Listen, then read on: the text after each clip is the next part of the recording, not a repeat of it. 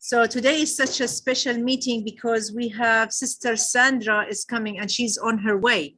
She's never been into this place before and this is her first time.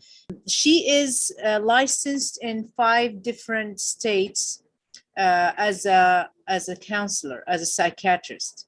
Not only that, she's also a professional chaplain. And she's been working with different for over than like 30 years in psychology, counseling, all these things, and with especially with reverts. And also she is skilled with American Sign Language. A lot of people of the hearing impaired have become Muslim by her. MashaAllah, tabarakallah. And you probably saw her as a little clips in one of the videos when Sister Rebecca talked on Bil-Quran Ihtadayt. It's a TV show. It's called Guided by the Quran. It's in Arabic, but it has also English subtitles. There was Sister Rebecca who was deaf, and she was telling about her story of Islam. And then you see Sister Sandra, she would just like, for like a couple of minutes, she shows up and she talks a little bit about her relationship with Rebecca. They also founded a new organization for Muslim deaf people, educational, of course, like it's a Muslim non-profit organization for education. They teach the people who have disability in their hearing and, with sign language, teaching them about Islam. Sister Sandra's here, finally. She made it, alhamdulillah. Please come closer. Yeah. So this is Sister Sandra. I'm so glad that you came. This is your first time. Jazakallah khair. So welcome to our community, Al-Ansar. Assalamu alaikum wa rahmatullahi wa barakatuhu. Yeah, so Sister Sandra, we already started with, I started with an introduction talking about stress and depression. And I asked the sisters, what are the things that you feel when you feel depressed? And we talked about, so one of the sisters, she said that she becomes upset of herself because every time she makes a mistake, she feels that Allah is upset from her. And I told her not to feel depressed or upset because Allah always forgive. Then we have this sister. She's from Japan, by the way.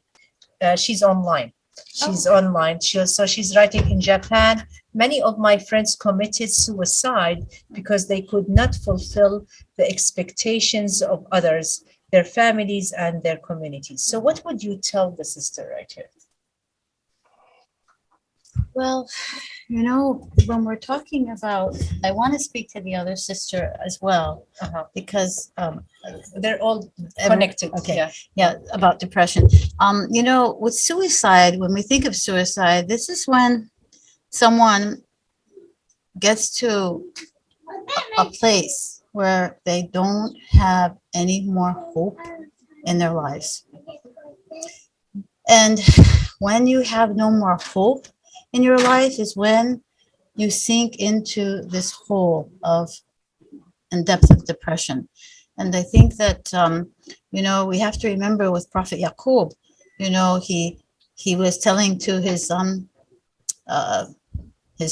that we're going to Egypt after Prophet Yusuf had kept Benjamin, his brother, when they had come looking for grain and they were in Egypt, and he kept his brother there, and the other 10 brothers were so afraid to go back to their father and say, I lost another son, I lost your other, another brother. And all these years, I think it was something like 30 years that Prophet Yaqub had this, they call it a sabr jamil, this patience, Beautiful patience. And so when the brothers come back and tell him that they kept Benjamin, and he's really afraid, he tells him, I know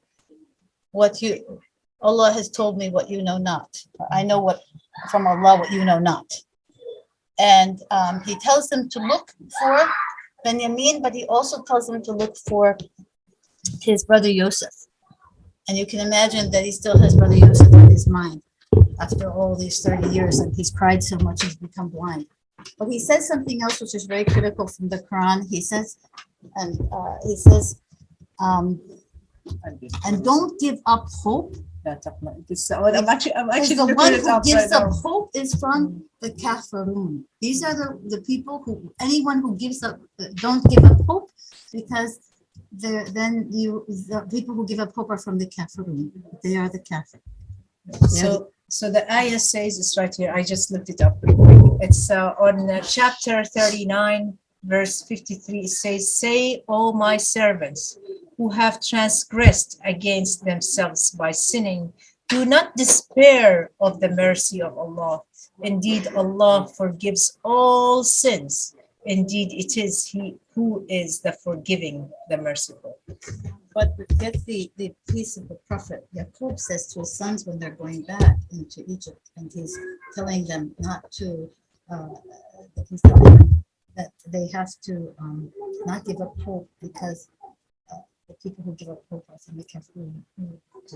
That particular piece. And so Okay, it's in look it up Surah. for you. Okay, inshallah. And So to relate that to hope, this is the point.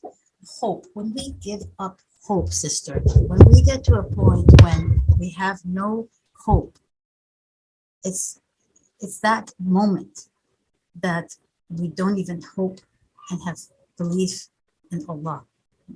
We lose ourselves. We lose ourselves, and we lose hope that we can get out of the state that we're in. So as a believer, there's one thing that we can never, ever give up is our hope in Allah that our situation will change, our hope in Allah that tomorrow will be a new day, our hope that, you know, I'm going through a test, but this test will pass and something new will happen, and hope in Allah that Allah is always, you know, was with the one who is patient. He is always with, you know, there's a saying that in Arabic, Allah is always with the patient, Allah is always with the believers. So the depression gets so severe when we lose that hope. I just said that in the introduction today. The heart of the believer in his journey to Allah is like a bird. His head is love, the love of Allah subhanahu wa ta'ala, and the two wings is hope and fear. Hope and fear. Hoping the reward from Allah and fearing the punishment of Allah subhanahu wa ta'ala. So these has to balance themselves. But what is the higher level of Iman is when we get to love Allah, and we do it because of the love of Allah, not because of the fear of the punishment, or because that we are greedy, we want that reward of Allah. And you know, suicide is really an epidemic right now. Our youth between the ages of 10 to 24. This is some challenges we're having not only in Texas but in our country, where the youth are really disconnecting. And I think it's probably in addition to the COVID, and we've been locked up for 2 years and people have not been able to communicate and be with each other. So we have to be looking for those signs in our sisters, and looking for our children, where we're aware, you know, when they're saying things like, you know, it doesn't matter if I'm here anymore, or nobody cares about me, or nobody wants to be with me. These sort of things, they always give signs.